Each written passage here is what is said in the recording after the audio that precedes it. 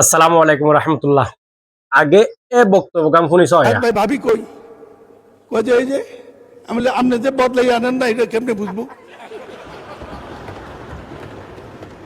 মাননীয় স্পিকার, আমাদের হাউসে আমাদের বোনেরা এসছে এমপি হইয়া, আপনি অভিনন্দন জানাচ্ছেন, আমি অভিনন্দন জানাতে চাই। সবাই মেধাবী, দুইজনের বক্তৃতা শুনছি, আগামী দিনে কিছু করতে পারবে, ভবিষ্যৎ আছে, লেখাপড়া জানা।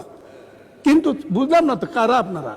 ও কি হয়ে শূন্য তো আই দিন হই মাই জাস্ট একটা হতা হয় এমদে আল্লাহ রহমতে আল্লাহ ওরে খুব সুন্দর একটা জিনিস দিয়ে মুকুট দাড়ি দাড়ি দিয়ে লম্বা লম্বা টুপি ফজ্জে এবং লম্বজ্ঞ কুর্তা ফজ্জে। কিন্তু হ্যাঁ, এটা একটা হতা হই রবীন্দ্রনাথ ঠাকুর তুই কিন্তু লম্বা লম্বা দাঁড়িয়ে আসি, ইন্ডিয়া মাল জোশিক আছে তুই কিন্তু লম্বা লম্বা দাঁড়িয়ে আছে।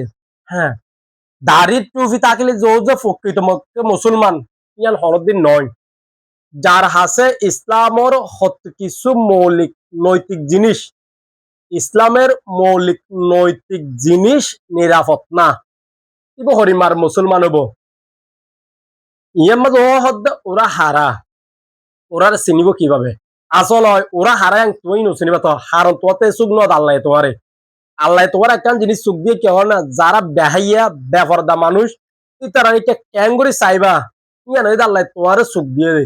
কারণ তোমার সারা জীবন সময় গিয়ে দিতে বেহাইয়া মায়া ভাই চাইরে বেফরদা মায়া ভাই চাইরে এর তুই হিসাব উদ্দ বোরকা ভরি জুম মায়া বানাইছে নেকাব ভরি জুম মায়া বানাইছে তুই ক্যাঙ্গুরি চিনিবা আর তোমার চকুর মাঝে জীবন মাঝে সুন্দর হবো। কারণ তোমার হাতে সবচেয়ে বেশি সুন্দর হইতো উন, যারা কিনা বেহাই এবং বেফরদা ভাবে চলাফেরা করে। তুই ক্যাঙ্গুরি উনর চিনিবা, তুমি কেন করে এলে মানুষের চিনিবা?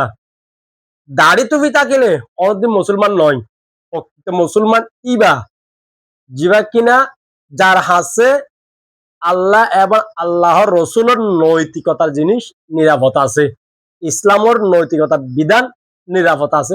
তো যার হাসে ইসলামের নৈতিকতার বিধান নিরাপদ নাই কেন করে মুসলমান হবো? আর এবার মুসলমান দাবি করলে যে মুসলমান যাবে ইয়ান তো ন, মুসলমান দাবি করি পারবে যে কেউ, কিন্তু প্রকৃত মুসলমান নইব।